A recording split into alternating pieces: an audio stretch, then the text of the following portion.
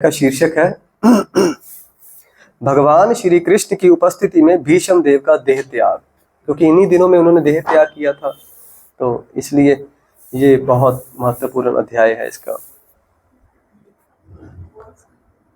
हम श्लोक नहीं, इसका अनुवाद ही पढ़ेंगे क्योंकि समय कम है, से समय ज्यादा लग जाएगा। इसके अनुवाद ही पढ़ लेते हैं। श्रील सूत गोस्वामी ने कहा, कुरुक्षेत्र के युद्ध स्थल में इतने अधिक मनुष्यों का वध करने के कारण घबराए हुए महाराज युधिष्ठिर उस स्थल पर गए जहां नरसंहार हुआ था। वहां पर भीष्म देव मरणासन होकर शरशैया पर लेटे थे। तात्पर्य हमारे परम आदरणीय प्रातः स्मरणीय अर्चनी वंदनीय दादा गुरु श्रीला प्रभुपाद जी महाराज के द्वारा। बोले जगत गुरु श्रीला प्रभुपाद की जय। इस नवम अध्याय में जैसे कि भगवान श्री कृष्ण की इच्छा थी, भीष्म देव राजा युधिष्ठिर को वर्णाश्रम धर्म के कर्तव्यों के संबंध में उपदेश देंगे। भीष्म देव इस मृत्यु लोक से प्रयाण करते समय श्री भगवान से अंतिम प्रार्थना भी करेंगे और इस प्रकार भावी भौतिक कार्यों के बंधन से मुक्त हो जाएंगे। भीष्म देव को वरदान प्राप्त था कि वे इच्छा अनुसार देह त्याग कर सकते हैं और वे अपनी इच्छा से ही इस प्रकार शरशैया पर लेटे थे। इस महान योद्धा का इस प्रकार से देह त्याग समस्त समकालीन श्रेष्ठ पुरुषों को आकृष्ट करने वाला था। अतएव सभी मनुष्य इस महात्मा के प्रति अपने प्यार, सम्मान तथा स्नेह की भावना प्रदर्शित करने हेतु वहां एकत्र हुए थे। सभी मंगलाचरण करेंगे। ओम अज्ञानतिमिरान्धस्य ज्ञानाञ्जनशलाकया चक्षुरुन्मीलितं येन तस्मै श्रीगुरवे नमः। श्रीचैतन्यमनोभीष्टं स्थापितं येन भूतले स्वयंरूपकदा मायं ददाति सपदान्तिकम्। वन्देऽहं श्रीगुरो श्रीयुतपदकमलं श्रीगुरन् वैष्णवांश्च श्रीरूपं साग्रजातं सगना रघुनाथान्वितं तं सजीवं सावधेतं सावधूतं परिजनसहितं कृष्ण चैतन्य देवं श्री राधा कृष्ण पदान सगना ललिता श्री विशाखान्वितांश्च। हे कृष्ण करुणा सिंधु दीन बंधु जगतपते गोपेश गोपिका कांत श्री राधा कांत नमोस्तुते। तप्त कांचन गौरांगी श्री राधे वृंदावनेश्वरी वृषभानुसुते देवी प्रणमामि हरि प्रिये। वाञ्छाकल्पतरुभ्यश्च कृपा सिन्धुभ्यैव च पतितानां पावनेभ्यो वैष्णवेभ्यो नमो नमः। जय श्री कृष्ण चैतन्य प्रभु नित्यानंद श्री अद्वैत गदाधर श्रीवासादि गौर भक्त वृंद। हरे कृष्णा कृष्णा कृष्णा हरे हरे, हरे राम राम राम हरे हरे। हरे कृष्णा कृष्णा कृष्णा हरे हरे, हरे राम राम राम हरे हरे। हरे कृष्णा कृष्णा कृष्णा हरे हरे, हरे राम राम राम हरे हरे।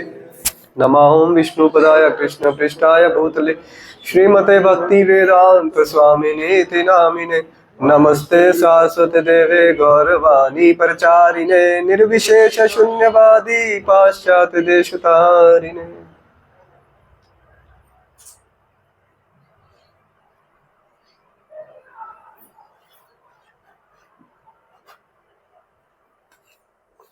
हरे कृष्णा। ये अध्याय विशेषतया भगवान ने ऐसी व्यवस्था की कि अर्जुन को अपना युधिष्ठिर जी को कहा कि आप अब चलो, भीष्म पितामह आपको ज्ञान प्रदान करेंगे। वास्तव में वो केवल एक योजना ही बनेगी, पर उद्देश्य कुछ और था। भगवान भीष्म देव पर कृपा करना चाहते थे, क्योंकि अंत समय में उन्होंने भगवान से यही प्रार्थना की थी कि हे गोविंद, जब मैं इस देह का त्याग करूं तो आप मेरे समक्ष हो। तो भगवान कौतुकी कुछ ना कुछ फिर लीला करते हैं, डायरेक्ट तो जाते नहीं। तो फिर गेम को उन्होंने थोड़ा सा घुमा दिया। उनको कहा गया युधिष्ठिर जी को कि चलो सब तैयारी करो वहां पर चलने की। अब ये बात हस्तिनापुर में हो रही है, पर कुरुक्षेत्र के उस युद्ध स्थल में पहुंचने से पहले बहुत से देवता, बहुत से ऋषि मुनि, बड़े बड़े राज ऋषि सब पहुंच गए। उनके पहुंचने से पहले उन्हें सूचना कैसे मिली? कोई बता सकता है उन्हें सूचना किसने दी होगी? किसी ने? नारद मुनि तो खुद आए थे वहां पे। नहीं, ऐसा है आजकल जैसे संदेश किसी न किसी माध्यम से दिया जाता है, उस समय मन से पढ़ लिया जाता था। युधिष्ठिर महाराज के मन में क्या चल रहा है ऋषि मुनि को पता चल जाता था। तो उन्होंने मन में समझ लिया कि अब ये घटना होने वाली है। मतलब इस घटना की कितनी मतलब महत्वपूर्ण थी ये घटना, इसका कितना महत्व था। और भीष्म देव ने जो उपदेश देने थे वो कितने महत्वपूर्ण थे, वो सब जानते थे उसकी वैल्यू। अभी आगे इस अध्याय में चर्चा होगी कि कौन कौन वहां उपस्थित थे, कैसे कैसे पूरी घटना हुई। मतलब विशेष वो भगवान भीष्म पितामह अनुग्रह करना चाहते थे, कृपा करना चाहते थे कि मेरे भक्त की ये इच्छा है। वो अपने भक्त की इच्छा पूरी करने के लिए भगवान ने ये सारी व्यवस्था की थी। सिर्फ इसका अनुवाद पढ़ेंगे क्योंकि समय कम है। शीलसूत गोस्वामी ने कहा, कुरुक्षेत्र के युद्ध स्थल में इतने अधिक मनुष्यों का वध करने के कारण घबराए हुए महाराज युधिष्ठिर उस स्थल पर गए जहां नरसंहार हुआ था। वहां पर भीष्म देव मरणासन होकर शरशैया पर लेटे थे। पूरा वो युद्ध समाप्त हो चुका था, इतना खून संग्राम मतलब हुआ, इतने भीषण इतनी हत्याएं हुई वहां पे। और पांडव तो वैसे ही भक्त थे, और भक्त तो किसी को दुखी देख ही नहीं सकता, और उनकी तो इच्छा भी नहीं थी इस युद्ध को करने की। तो वो बहुत हताश थे इस युद्ध से। उन्हें राज्य भी मिल गया, सब कुछ मिल गया, पर वो बहुत परेशान थे। तो इसलिए फिर भगवान ने कहा कि चलो अब भीष्म देव के पास चलो, वो तुम्हारे पितामह हैं, उन्होंने तुम्हारा पालन पोषण किया है, तुम सब उनकी गोद में खेले हो। अब वो जाने वाले हैं, वो अंतिम उपदेश देंगे, चलो देखें वो क्या कहते हैं, वो आपको क्या उपदेश देते हैं। तात्पर्य में प्रभुपाद बता रहे हैं कि इस 9वें अध्याय में जैसा कि भगवान श्री कृष्ण की इच्छा थी, भीष्म देव राजा युधिष्ठिर को वर्णाश्रम धर्म के कर्तव्यों के संबंध में उपदेश देंगे। भीष्म देव इस मृत्यु लोक से प्रयाण करते समय श्री भगवान से अंतिम प्रार्थना भी करेंगे। ये महत्वपूर्ण बात होगी हमें सबको सीखने के लिए कि जब हमारा ये शरीर छूटे तो हमारी अवस्था कैसी होनी चाहिए, और हमारे मनोभाव कैसे होने चाहिए, और कैसे हमारी प्रार्थनाएं होनी चाहिए भगवान के प्रति, वो भीष्म देव सिखाएंगे इसमें। और इस प्रकार भावी भौतिक कार्यों के बंधन से मुक्त हो जाएंगे। क्योंकि अभी तो हम बहुत सी जिम्मेवारियों में चल रहे हैं, बहुत से भौतिक बंधनों में चल रहे हैं, और हमें प्रायः वो स्मरण रहते हैं। भक्ति करते हुए भी हमें अपने कर्तव्य स्मरण रहते हैं कि मेरा पुत्र के प्रति क्या कर्तव्य है, माता पिता के प्रति क्या है, पत्नी या पति के प्रति क्या कर्तव्य है, हम भूल नहीं पाते, स्वाभाविक रूप से ही भूल नहीं पाते। चाहे कितना भी हम कहें हम नाम जप करने लगे, जी हम तो बहुत भक्ति में आगे बढ़ गए, पर वो भूल नहीं पाते। तो अंत समय में उसका त्याग करना आवश्यक होगा, क्योंकि अगर वो संबंध कहीं ना कहीं मन में फंसा रह गया तो अगला जन्म लेना पड़ेगा। तो वो कैसे होगा उसके बारे में भी वो बताया है। भीष्म देव को वरदान प्राप्त था कि वे इच्छा अनुसार देह त्याग कर सकते हैं, और वे अपनी इच्छा से ही इस प्रकार शरशैया पर लेटे थे। अब महत्वपूर्ण बात यह है कि उन्हें तो इच्छा मृत्यु का वरदान प्राप्त था, उन्हें तो पता था कि मैंने किस समय में अपने शरीर का त्याग करना है। तो भगवान उनके समक्ष प्रकट हो गए और उन्होंने प्रार्थनाएं भी कर ली। तो उन्हें तो पता था कि अब ये टाइम आने वाला है, मेरा शरीर छूटने वाला है। हमें तो ये भी नहीं पता कब शरीर छूटेगा, एकदम से कब आ जाए, तो कब हम भगवान से प्रार्थना करने का अवसर ही नहीं मिलेगा। हम तो सोच रहे हैं मेरी फैक्ट्री में कुछ हो रहा है, मेरे घर में कुछ हो रहा है, उधर से मृत्यु आ रही है। मान लीजिए हमारी कोई प्लानिंग चल रही है दिमाग में कि मेरे को अभी ये कर, ऐसा ही होता है लोगों के साथ।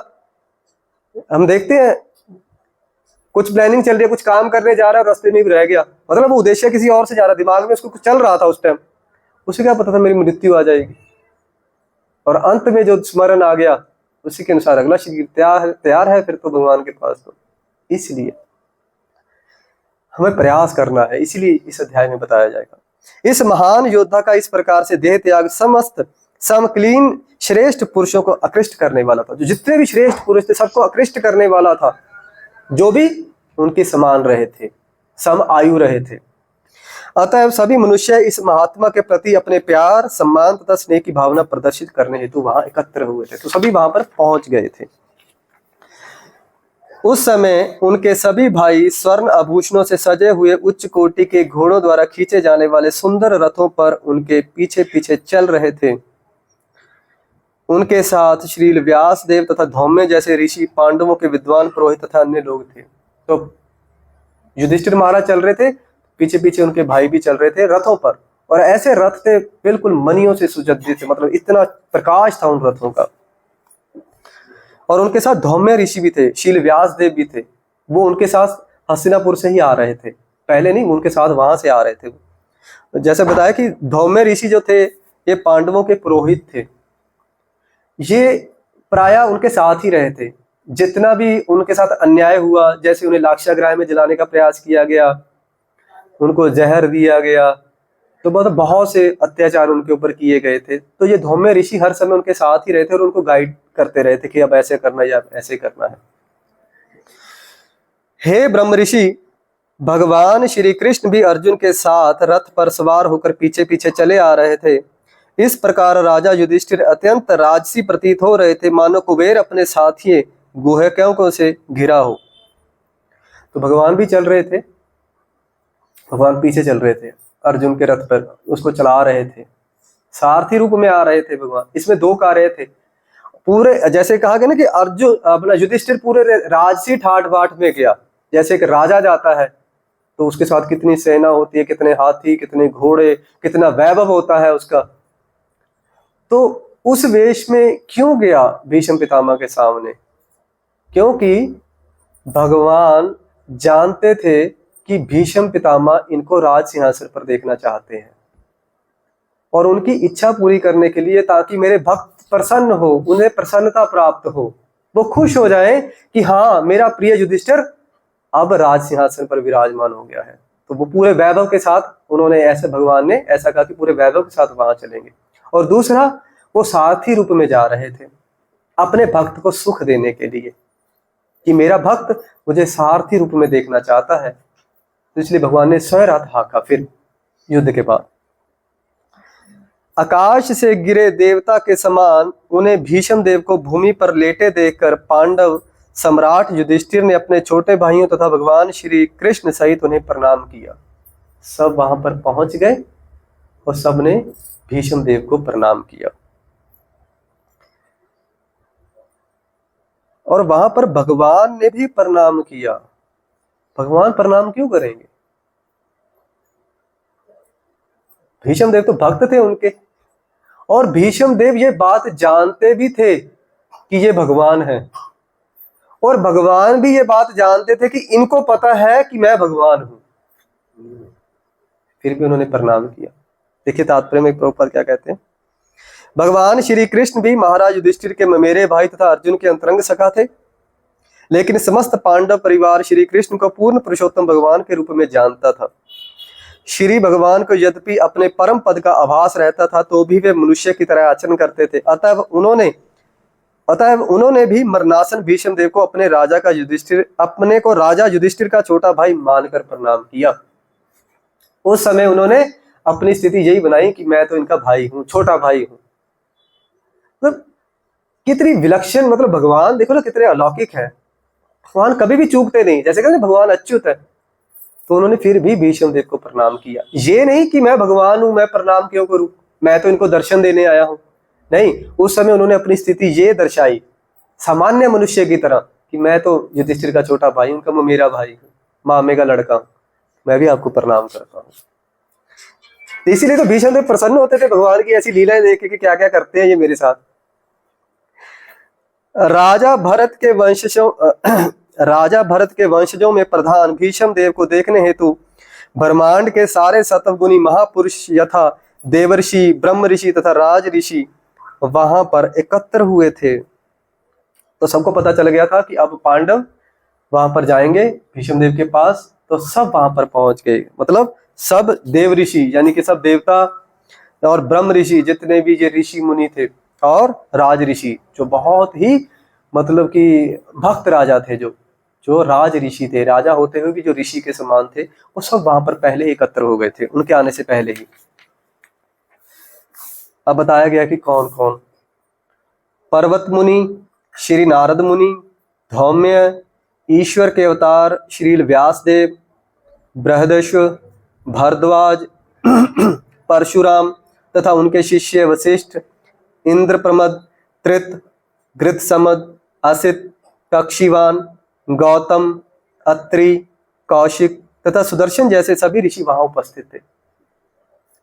इसमें ये तो वैसे बहुत बड़ा तात्पर्य है, इसमें सब ऋषियों के बारे में विस्तार से बताया गया, तो प्रयास करेंगे इसको श्रवण करने का बाकी दिनों में। अब यहाँ पर विशेष रूप से देखा जाए कि परशुराम जी भी आए थे वहां पर, जबकि परशुराम जी का तो युद्ध हुआ था भीष्म देव के साथ। अब कोई किसी के साथ हमारा युद्ध हुआ हो, उससे हमारी मैत्री थोड़ी रहती है, वो तो मतलब एक दुश्मनी का भाव आ जाता है वहां पर वो भी वहां पर आए, क्योंकि उन्हें पता था कि ये जो ज्ञान है ये बहुत विलक्षण होगा, ये कहीं भी उपलब्ध होने वाला नहीं है, क्योंकि भीष्म देव बिल्कुल अंतिम समय में पड़े हैं, और अंतिम समय वो जो उपदेश देंगे वो हम सब के लिए बहुत आवश्यक होगा।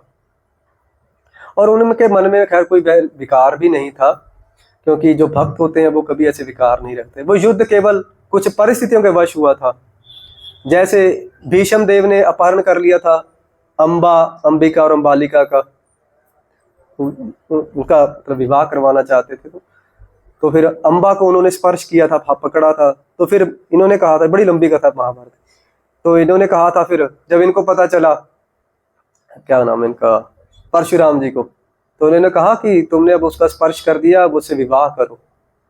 कहते मैंने तो अखंड प्रतिज्ञा करी हुई है कि मैं विवाह नहीं करूंगा। कहते फिर तुम्हें मेरे साथ युद्ध करना पड़ेगा। कहते ठीक। और शिष्य भी थे उनके, इन्होंने परशुराम जी से ही धनुर्विद्या सीखी थी। तो बड़ा भीषण युद्ध हुआ, पर रिजल्ट कुछ नहीं निकला। वो कौन सा कम थे, अगर परशुराम जी कम नहीं तो भीष्म पितामह भी कम नहीं थे, बहुत शक्तिशाली योद्धा थे वो। फिर नारद मुनि आए थे सेटलमेंट कराने की, चलो छोड़ खत्म करो, आपका युद्ध कुछ नहीं निकलने वाला रिजल्ट। तो नारद मुनि जी इसको समाप्त करवा गए थे, तो सब वहां पर ये उपस्थित हो गए थे।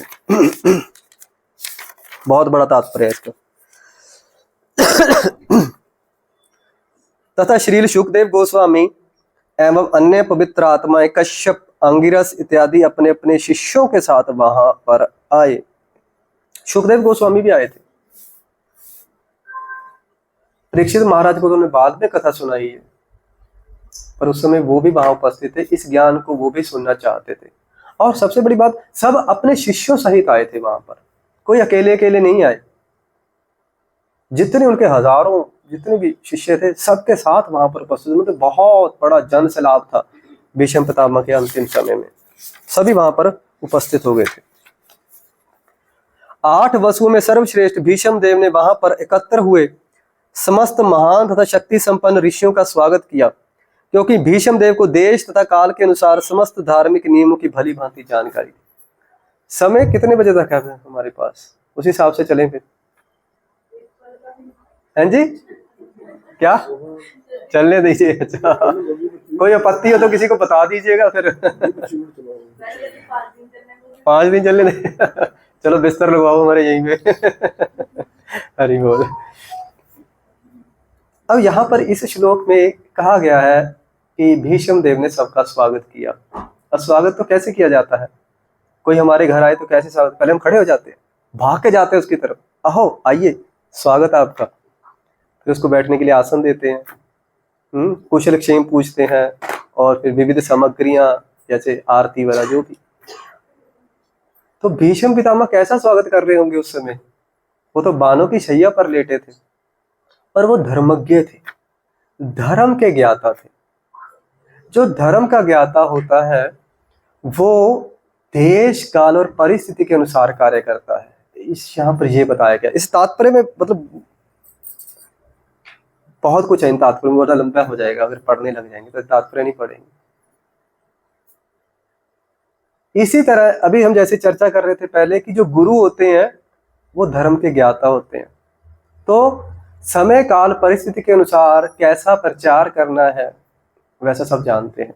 ऐसे ही भीष्म देव बाणों की शैया पर लेटे हुए थे, तो उन्होंने कैसा स्वागत किया? केवल दृष्टि से। जो ऋषि मुनि, इतने बड़े बड़े ऋषि, गंधर्व, देवता सब वहां पर आए, तो भीष्म देव ने उनकी तरफ देखा, क्योंकि हाथ तो उनके बंधे थे, हाथ तो हिला नहीं सकते थे, और सबका नमः कह करके स्वागत किया। जैसे श्री विशिष्टाय नमः, उदाहरण के तौर कि आइए आपका स्वागत है। तो जो जितने भी वहां थे, भीष्म पितामह ने सबका स्वागत किया, किसी को भी नहीं छोड़ा।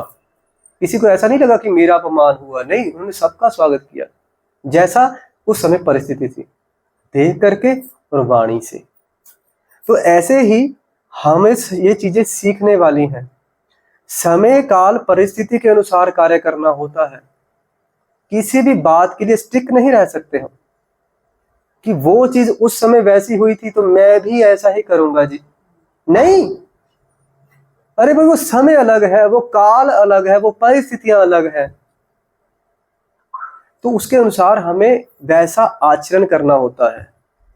तो ये बहुत सीखने वाली बात है कि उस समय मतलब दक्ष होना चाहिए, हमें एक्सपर्ट होना चाहिए उसमें। जैसे भीष्म देव धर्म में एक्सपर्ट थे, उन्हें पता था कि अब परिस्थिति कैसी है और इस परिस्थिति में कैसा आचरण करना है, ये भी उन्हें पता था। और वो केवल देख ही सकते थे, मौन ही रहते, कुछ ना ही बोलते, पर उन्हें पता था कि स्वागत कैसे किया जाएगा। उन्हें पता था कि मैं बोल सकता हूँ, हाथ पांव कुछ नहीं हिला सकता, तो इसलिए उन्होंने किया। ये केवल हमें दिखाने के लिए है। हमारे जीवन में ऐसे बहुत सी अवसर होंगे, ऐसी बहुत सी घटनाएं होंगी कि हम ये नहीं कहेंगे कि या उसने ऐसा किया है तो मैं भी वैसा ही कर लूंगा, या उस समय ऐसा हुआ था तो मैं भी वैसा ही करूंगा। नहीं, समय बदल रहा है। अभी हम देखते हैं कि आज से 20-25 वर्ष पहले हम जो तपस्या कर सकते थे, हमने तो खैर नहीं की, मतलब जो भी कर सकते थे वो आज नहीं कर पा रहे हैं। या आज से 50 वर्ष पहले जैसे साधुओं का जीवन होता था, वो ऐसा जीवन आज का नहीं, देख रहे हैं हम सब।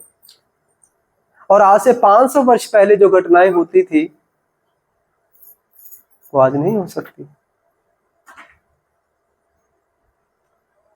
वैसे कई बार व्यंग आता है कि सत्ययुग की बातें, जैसे हमें निर्जल रह के उपवास करना चाहिए, आजकल निर्जल हो जाए तो बस सुबह तक हालत ऐसी हो जाती है।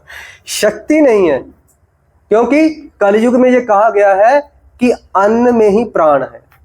ये बात हम सबको ध्यान में रखनी है। पहले प्राण हड्डियों में होते थे पहले के समय में, तो अगर हम नहीं कुछ खाते पीते थे तो हम बिल्कुल यौवन बने रहते थे, तपस्या हो जाती थी उस समय, क्योंकि हड्डियों में प्राण थे। अब कलयुग में प्राण अन्न में आ गए। जितनी देर अन्न आपके पेट में रहेगा उतनी देर ही शक्ति है, जैसे ही वो बाहर हुआ तुरंत शक्ति क्षीण हो जाती है। यहाँ पर इसलिए भीष्म पितामह का वर्णन आ रहा है कि देश काल परिस्थिति के अनुसार ही उन्होंने वैसा यथोचित सम्मान किया, और हमें भी वैसा ही प्रयास करना चाहिए। भगवान श्री कृष्ण प्रत्येक के हृदय में आसीन हैं, तो भी वे अपनी अंतरंगी शक्ति से अपना दिव्य रूप प्रकट करते हैं। वहीं श्री भगवान साक्षात भीष्म देव के समक्ष विराजमान थे, और चूंकि भीष्म देव उनकी महिमा से परिचित थे, अतः उन्होंने उनकी विधिवत पूजा की, सबका सम्मान किया भीष्म देव ने, पर भगवान की पूजा की। कितनी विचित्र बात है। देखो कि भगवान श्री कृष्ण तो सबके हृदय में आसीन है, तो भी वे अपनी अंतरंगा शक्ति से अपना दिव्य रूप प्रकट करते हैं। वहीं श्री भगवान साक्षात भीष्म देव के समक्ष विराजमान थे। भगवान भीष्म देव के सामने विराजमान थे, एक साधारण मनुष्य की भांति, कि मैं तो युधिष्ठिर का छोटा भाई हूं। और भीष्म देव के हृदय में भी आसीन थे। किस रूप में? पार्थसारथी रूप में, क्योंकि वो उसी रूप में उन्हें देखना चाहते थे, और उसी रूप में भगवान उनके हृदय के अंदर आसीन हो गए। साक्षात दर्शन हो रहे थे भीष्म देव को, दोनों तरफ हो रहे थे, बाहर उनको देख रहे थे और भीतर में पार्थसारथी का दर्शन हो रहा था। और चूंकि भीष्म देव उनकी महिमा से परिचित थे और उन्हें पता था कि ये भगवान है, ये सामने एक्टिंग जरूर कर रहे हैं मेरे सामने, पर ये भगवान है ये। अतः उन्होंने उनकी विधिवत पूजा की। विधिवत पूजा कैसे की? ऐसे ऐसे कैसे की? हृदय से, क्योंकि हृदय में वो सीन थे पांच आरती के रूप में। तो जैसे हम आरती करते हैं ना भगवान की पूजा, जैसे शंख बजाया, आरती, ये पूरा अपना क्या कहते हैं, अगरबत्ती और फूल सब अर्पण, तो वो हृदय से करने लगे अंदर से। उस समय भगवान तो जानते हैं भगवान को तो पता है, और अंदर से वो स्वीकार कर रहे हैं भगवान हृदय में आसीन होकर के पार्थसारथी रूप में। भीष्म पितामह वहीं पे उनको उनको देख रहे हैं और अंदर से वो चल रहा है उनका पूरा सिस्टम। तो भगवान ने वो स्वीकार कर उनकी पूजा की, सबका सत्कार किया, सबका कहते हैं ना मतलब आदर किया और भगवान की पूजा की उन्होंने। पास ही महाराज पांडु के सभी पुत्र शांत बैठे थे और मरणासन पितामह के प्रेम से अभिभूत थे। यह देखकर भीष्म देव ने उन्हें भावपूर्ण बधाई दी। उनके नेत्रों में आनंद अश्रु थे, क्योंकि वे प्रेम तथा स्नेह से विह्वल हो गए थे। और पांडु के पुत्र भी थे। पहले भीष्म पितामह ने सबका स्वागत किया, फिर भगवान की पूजा की। अब वो अपने जो उनके पौत्र थे, अब उनको उन्होंने बधाई दी। वो शांत बैठे थे, मायूस थे वास्तव में। वो युधिष्ठिर महाराज बहुत दुखी थे, इस युद्ध से वो प्रसन्न नहीं थे, क्योंकि इतने लोग मारे गए, इतने संबंधी मारे गए, इनके गुरु मारे गए, किस किस का मतलब बलिदान नहीं हुआ इसमें। तो वो बहुत व्यथित थे और शांत बैठे थे। वो जैसे हम कोई गुमसुम बैठ जाए हमारे पास आकर के, तो ऐसे वो गुमसुम बैठे थे। तो भीष्म पितामह ने उन्हें बधाई दी और उनकी आंखों में आंसू आ गए। भीष्म पितामह उनको देख नहीं पाए। जब भीष्म पितामह ने पांडु पुत्रों की ओर देखा तो उनके चेहरे नहीं देख पाए, क्योंकि उनकी आंखें अश्रुओं से भर गई थी। इतना मतलब उनके अंदर वो आह्लाद, इतना वो प्रेम आ गया था उनके प्रति, क्योंकि उनकी गोद में खेले हैं वो। ऐसा स्वाभाविक होता है। तो वो देख नहीं पाए उनके चेहरों को, बस आंखें उनकी मतलब खुली थी, पर इतने ज्यादा आंसू भरे हुए थे कि वो देख नहीं पाए, पूरी आंखें मतलब उसमें भर गई थी और प्रेम तथा स्नेह से विह्वल हो गए थे। बड़ा विकल हो गए थे वो भी, कि मतलब देख नहीं पा रहे थे। आनंदित तो थे, पर उनकी इस दशा को नहीं देख पा रहे थे वो। आगे वर्णन उन दशाओं का। भीष्म देव ने कहा, ओह, तुम भले मानसों ने साक्षात धर्म के पुत्र होने के कारण कितनी भयानक यातनाएं तथा अन्याय सही। उन कष्टों के चलते तुम्हारे जीवित रहने की आशा ना थी, फिर भी ब्राह्मणों, ईश्वर तथा धर्म ने तुम्हारी रक्षा की। अब आंखों में आंसू क्यों आ गए? एक तो वो राज सिंहासन पर हो गई, उसकी खुशी तो उन्हें थी, और दूसरी तरफ वो इस बात का अनुभव कर रहे थे कि उन्होंने कितने कष्ट सहे हैं, जबकि ये इन कष्टों के योग्य नहीं थे। हम तात्पर्य में पढ़ेंगे, प्रभुपाद स्पष्ट बता रहे हैं कि पांडवों ने कोई भी ऐसे कर्म नहीं किए थे जिनसे उन्हें ऐसे कष्ट मिले। प्रायः हमारे जीवन में कष्ट क्यों आते हैं? क्योंकि हमने कोई ना कोई पाप कर्म कर रखे हैं, और उन पाप कर्मों का फल दुख रूप में आता है, कष्टों के रूप में आता है। पर उनके जीवन में ऐसा कुछ नहीं था, फिर भी उन्होंने बहुत कष्ट झेले। यहां पर भीष्म देव इसलिए व्यथित हो रहे हैं, विह्वल हो रहे हैं, उनकी आंखों से आंसू आ रहे हैं कि इन्होंने अनायास ही इन कष्टों को सहा है, जबकि उनके जीवित रहने की आशा नहीं थी। कितने कष्ट दिए दुर्योधन ने उन्हें, जैसे उन्हें जलाने का प्रयास किया गया, घर को ही आग लगा दी, भागने के मार्ग ही बंद हो गए। पर फिर भी उन्होंने क्या कहा कि तुम्हारे साथ ब्राह्मण थे और सबसे बड़ा तुम्हारे साथ कृष्ण थे, क्योंकि भगवान सदैव उनके साथ रहे। ये उनको स्मरण भी करा रहे हैं कि आप ये मत समझो कि उस समय आप अकेले थे, नहीं, कोई था आपके साथ, आपकी रक्षा करने के लिए, जो आपको बचा रहा था। ये हम सबके साथ भी ऐसा है। कई बार भगवान जानबूझ के हमें कष्ट देते हैं। हो सकता है हमारे कर्मों में वो कष्ट ना हो, पर अगर कोई गंभीरता से भक्ति करना चाहता है, इसी जन्म में भगवत प्राप्ति करना चाहता है, तो भगवान उसे जानबूझकर वैसी परिस्थिति में डाल देते हैं। और दूसरी तरफ उसकी रक्षा भी होती है, उसको साथ में बचाकर भी चलते हैं। एक तरफ तो वो बहुत व्यथित हो रहा है, परेशान हो रहा है कि क्या हो रहा है ये मेरे साथ, ऐसे कौन से मैंने पाप कर्म किए हैं, पर उसे पता ही नहीं चल पा रहा कि हो क्या रहा है। उससे क्या होता है कि जब उन कष्टों में उसकी रक्षा होती है तो भगवान के प्रति उसकी श्रद्धा और बढ़ जाती है, भगवान के प्रति विश्वास और अधिक प्रगाढ़ हो जाता है। क्योंकि अगर भगवान हमें कोई कष्ट ना दे तो हमें भगवान की अनुभूति नहीं होगी। हमें किसी की वैल्यू तब पता चलती है जब कोई हमारा सहयोग करे। अब कोई व्यक्ति बैठा है, वो कुछ भी नहीं कर रहा, तो हम उसको क्या करेंगे। पर मैं किसी परेशानी में हूं, मैं बहुत किसी मुसीबत में फंस गया और दूसरा व्यक्ति मेरे पास आया मेरा सहयोग करने के लिए, तो मुझे पता चला इसने कितना सहयोग किया, मेरा उसकी इंपॉर्टेंस पता चली, मुझे उसके प्रति मेरी श्रद्धा कितनी बढ़ जाएगी, उसके प्रति आदर भाव कितना बढ़ जाएगा।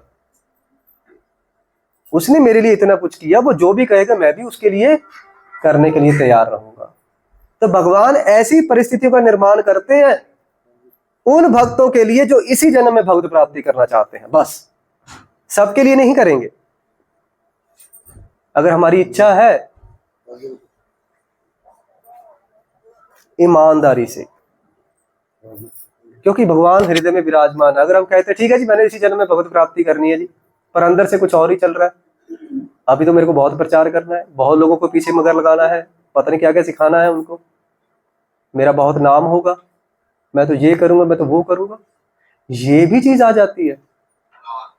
इसीलिए कहा गया है ना, चैतन्य महाप्रभु क्या कहते हैं, ना धनम ना जन्म ना सुंदरी कविता वा जगदीश कामय।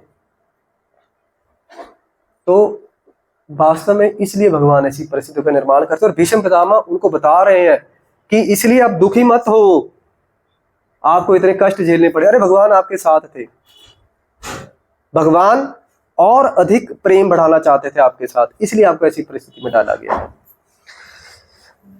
जहां तक मेरी पुत्र वधु कुंती का संबंध है, वह महान सेनापति पांडु की मृत्यु होने पर सभी बच्चों के साथ विधवा हो गई और इसके कारण उसने भयंकर कष्ट सहे।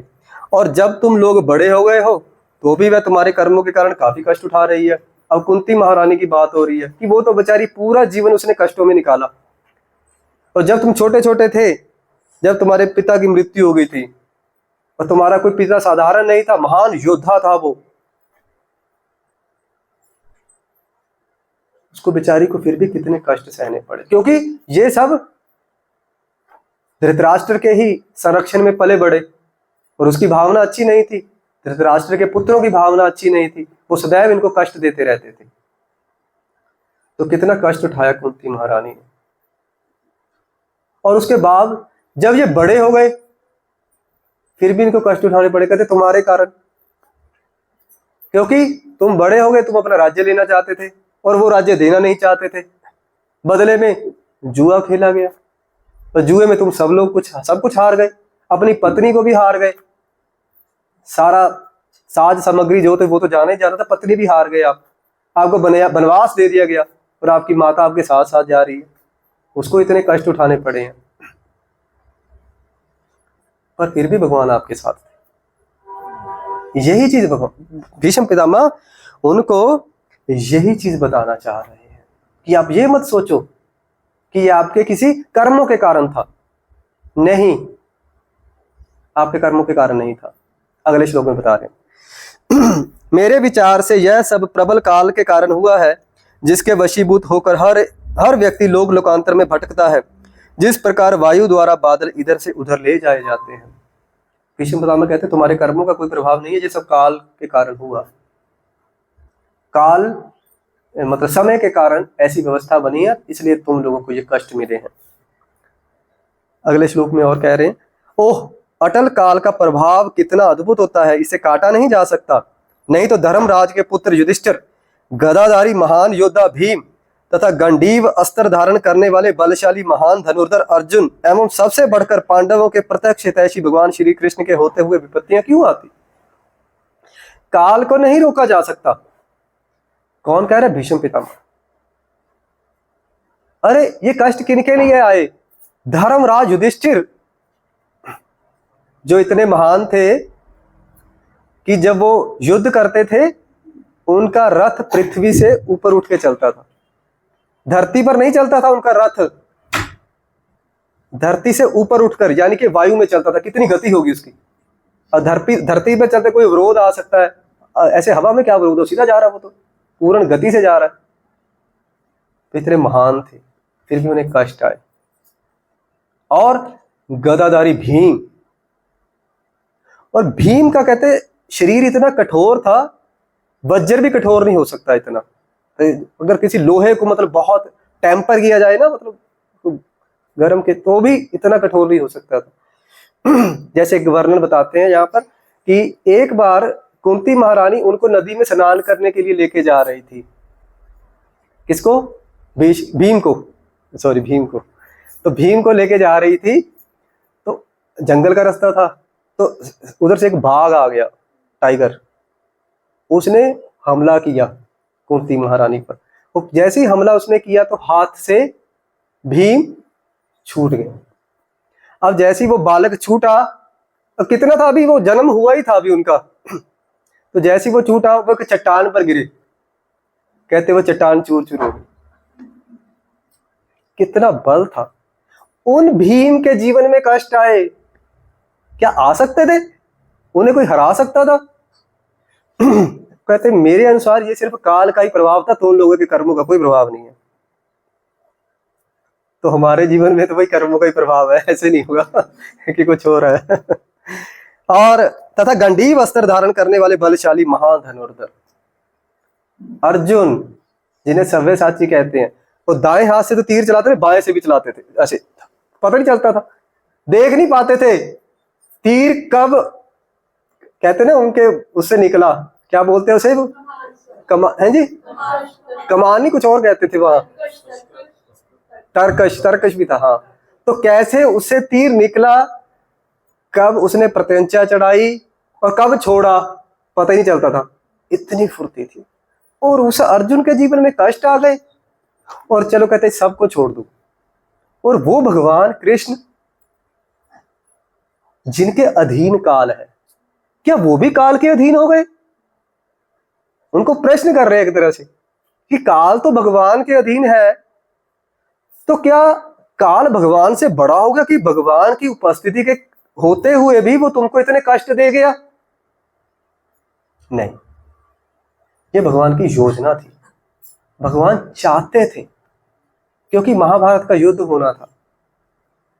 जो अधर्मी राजा थे और उनका इतना प्रभाव बढ़ गया था, उसको भगवान ने समाप्त करना था।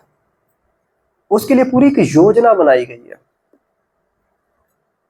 अब उनका कोई कर्मों का प्रभाव नहीं था। भगवान ने दुर्योधन एंड पार्टी, उसके मन में प्रेरणा करी कि इनको कष्ट दे। कोई किसी को कष्ट नहीं दे सकता जब तक भगवान की सैंक्शन ना हो, किसी में इतनी सामर्थ्य नहीं है। तो उन्होंने उसको प्रेरित किया। क्यों? क्योंकि वो दुष्ट है। अब वो किसी को कष्ट देगा, उसके ऊपर पाप कर्म चढ़ेंगे, डबल गेम घुमा दी। अब वो किसी को कष्ट देगा तो उसके ऊपर पाप कर्म चढ़ेंगे, और पाप कर्म चढ़ेंगे तो इसका विनाश होगा। उधर से उसको वैसा कर दिया, और अर्जुन की तरफ और पांडवों की तरफ उन्होंने ये कर दिया कि चिंता मत करो, मैं तुम्हारे साथ हूं। और जितना जितना उनको कष्ट आते गए और भगवान उनका सहयोग करते गए, भगवान में उनकी श्रद्धा और बढ़ती गई, भगवान के प्रति प्रेम और बढ़ता गया। जैसे अपना द्रौपदी को निर्वस्त्र करने का प्रयास किया गया, पर भगवान ने होने नहीं दिया। उन्होंने प्रयास जरूर किया, पर भगवान साक्षात पहले उपस्थित थे वहां पर, होने नहीं दिया। मतलब बता रहे थे साथ साथ कि मैं हूं। जैसे जलाने का प्रयास किया, और एक बार वो दुर्वासा ऋषि उसमें फंसाने का प्रयास किया कि चलो सब वहां पे, दुर्योधन ने तो बहुत कुछ किया, तो सब भगवान ही करा रहे थे कि चल और चल और चल, उसको मजा आ रहा था करने में। पर ये नहीं पता कि क्या कहते हैं, चरखड़ी कहते हैं, घूम रही है उसकी पाप होगी, घूम रहे उसके सब कर्म। तो ये जो भीष्म पितामह ने बताया कि चिंता मत करो, ये सब ऐसा नहीं था, ये सब काल के अधीन हुआ है, पर भगवान की योजना से हुआ, क्योंकि काल स्वतंत्र कुछ नहीं कर सकता। हे राजन, श्री भगवान श्री कृष्ण की योजना को कोई नहीं जान सकता, यद्यपि बड़े बड़े चिंतक उनके विषय में गहन जिज्ञासा करते हैं, लेकिन वे मोहित हो जाते हैं। तो कहते हैं कि अब सब कुछ हो चुका है, अब ये जानने का प्रयास मत करना कि भगवान ने ये सब कुछ क्यों किया, क्योंकि भगवान की योजना को कोई नहीं जान सकता। अभी हमारे साथ पूरे जीवन में क्या क्या हो रहा है हमें नहीं पता। हम तो वैसे ही प्रकृति के अधीन होकर के शरीरों में परिवर्तन में चल रहे हैं। अभी वो स्थिति तो कहाँ कि भगवान हमारा प्रत्यक्ष संरक्षण करे, कर भी रहे हैं, पर उतना हमारा समर्पण नहीं है। जितने समर्पण है हमारा, उतनी भगवान रक्षा करते हैं, उतने मतलब उस भाव से हमारी रक्षा करते हैं। जब पूर्ण समर्पण हो जाएगा तो भगवान पूर्ण संरक्षण देंगे फिर। तो यहां पर वो बता रहे हैं कि अब जानने का प्रयास मत करना, क्योंकि भगवान की योजना को कोई नहीं जान सकता। अगर कोई जानने का प्रयास करता भी है, वो भ्रम में पड़ जाएगा, मोहित हो जाएगा, फिर वो कहीं और ही पहुंच जाएगा। तो इसलिए हमारे जीवन में भी बहुत सी परिस्थितियां होगी। तो मेरे जीवन में ऐसा क्यों हो रहा है, भगवान मैं तो इतना भजन करता हूँ, 16 माला 18 माला 20 माला, मेरे जीवन में इतने कष्ट क्यों आ रहे हैं।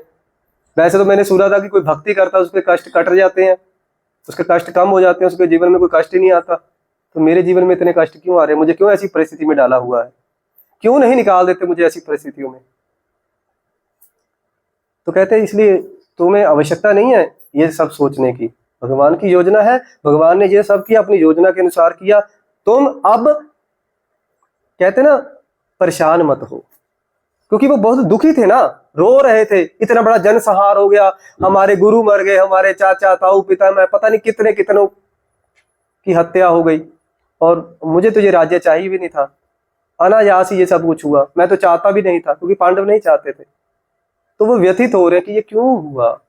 वो इस राज्य को लेकर वो प्रसन्न भी नहीं थे, इसलिए उनको सांत्वना दे रहे हैं, वो सब कुछ समझा रहे हैं छोटी छोटी बातों में। इसलिए घबराओ मत, ये भगवान की योजना थी, पर अब जानने का प्रयास मत करना कि ये योजना क्यों थी।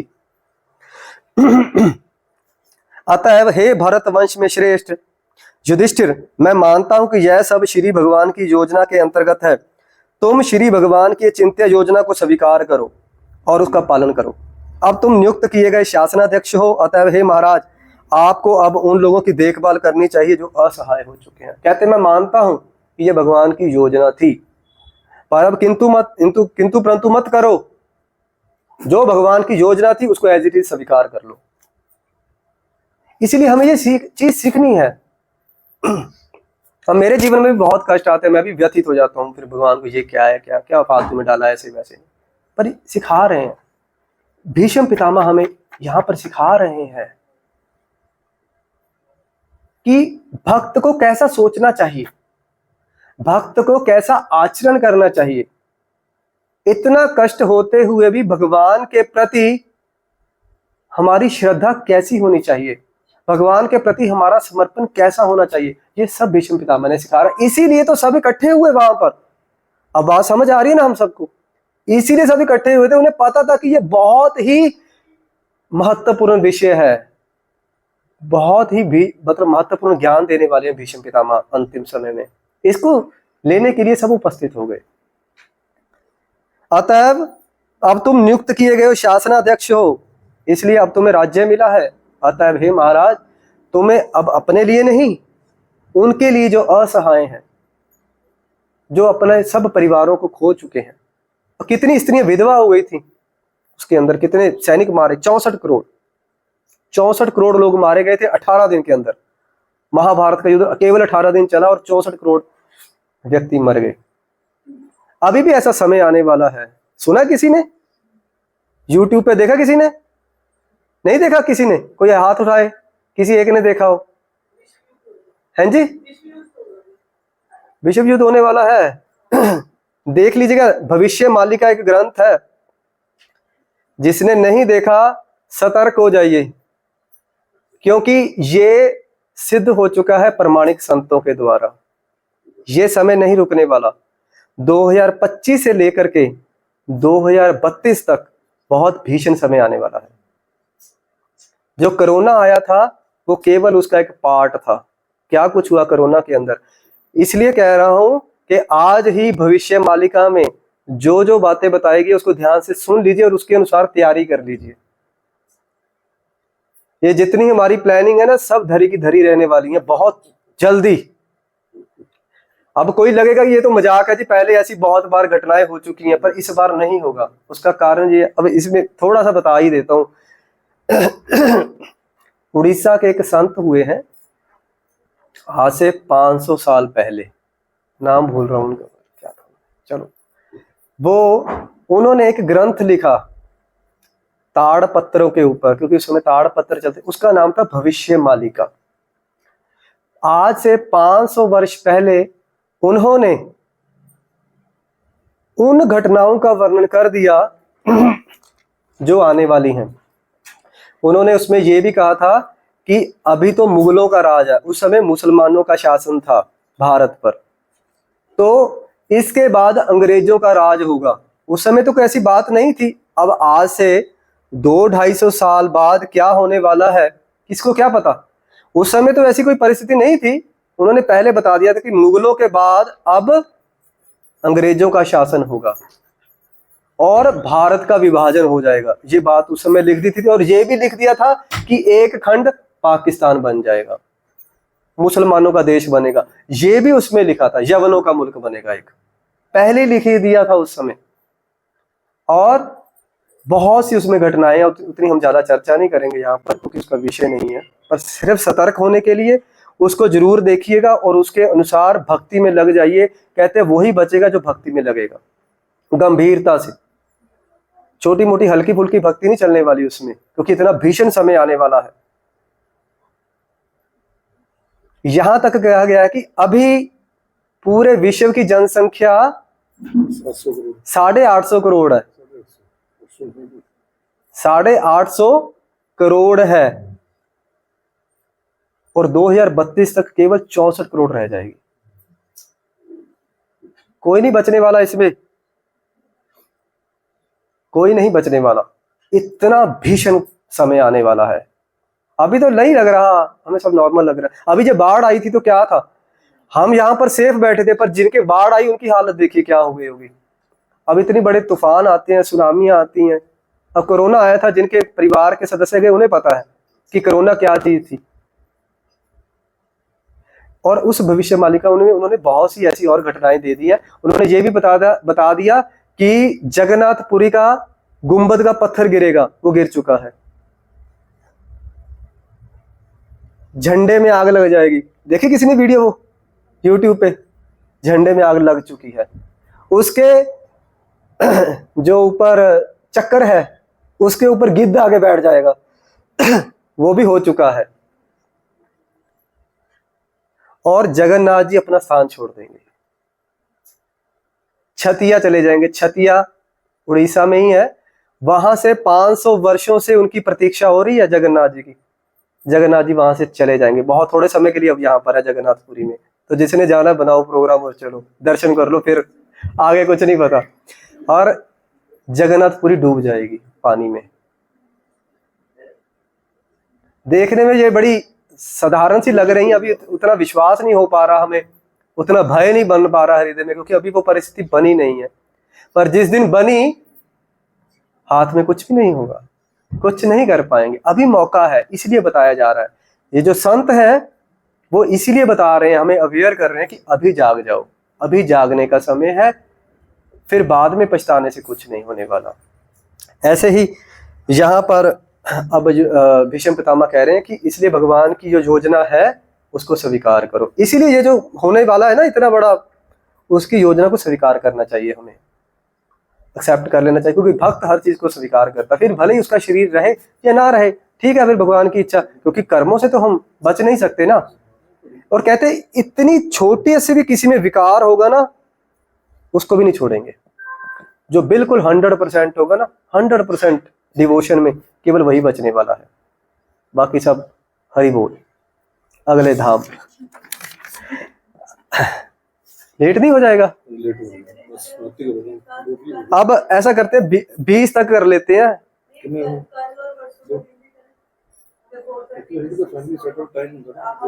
नहीं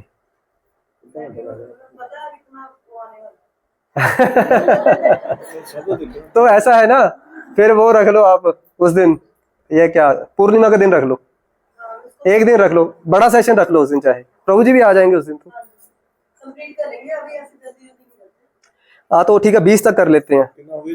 18वां आ गया बस, 18, 19, 20 3 श्लोक कर लेते, क्योंकि इसके मैं 49 है इसके श्लोक, तो आधे तक चलो कम से कम 20 तक होते हैं, फिर बाकी बाद में। 20 हो गए, हमने 10 मिनट पीछे। अच्छा तो क्यों लगा रखी है, आगे करने के लिए जाइए। अच्छा चलो बस ये थोड़ा सा करके फिर, हाँ जी बस ठीक, बिल्कुल बिल्कुल, जी बिल्कुल बिल्कुल, इसलिए मैंने पहले ही पूछा था, लंबा हो जाएगा। चलो, ये भगवान श्री कृष्ण अकल्पनीय आदि भगवान ही है, ये प्रथम नारायण अर्थात परम भोक्ता है। लेकिन ये राजा वृष्णि के वंशजों में हमारी तरह विचरण कर रहे हैं और हमें ससृजित शक्ति के द्वारा मोहग्रस्त कर रहे हैं। अब भीष्म पितामह ओपनली बता रहे हैं, पहले तो नहीं उन्होंने बताया पूरा जीवन किसी को, पर अब उन्हें पता था कि अब मेरा अंतिम समय, मैं तो जाने वाला हूं। ओपनली बता रहे हैं कि इनको अब साधारण मत समझना, ये तुम्हारे साथ जो घूम रहे हैं ना तुम्हारे बीच, तुम सोचते हो कि ये मेरे मामा का लड़का है, ये मेरा मित्र है, ये मेरा सखा है, या मतलब क्या क्या है, मतलब तुम क्या क्या इनको बनाते रहे हो। तो कहते हैं ये साधारण नहीं है, ये क्या है, आदि भगवान है, स्वयं नारायण है ये। अब इससे दो बातें हुई, जितने वहां पर उपस्थित थे, जिनको ये बात प्रत्यक्ष रूप से नहीं पता थी, उनको भी पता लग गया कि ये भगवान है, उनको भी पता लग गया कि ये भगवान है। तो भीष्म पितामह ने यहाँ पर वर्णन कर दिया, कहते ये केवल हमें भ्रमित कर रहे हैं कि मैं भगवान नहीं हूं, हाँ साधारण मनुष्य की तरह हमारे साथ चल रहे हैं, पर वास्तव में ये भगवान है। तो ध्यान रखना अब आगे के लिए। हे राजन, शिव, देवर्षि श्री नारद मुनि तथा श्री भगवान के अवतार भगवान श्री कपिल, ये सभी प्रत्यक्ष संपर्क द्वारा श्री भगवान की महिमा के विषय में अत्यंत गोपनीय जानकारी रखते हैं।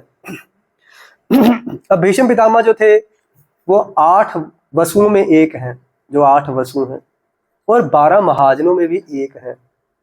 अब 12 महाजन कौन है, वो तात्पर्य में प्रभुपाद ने बताया है।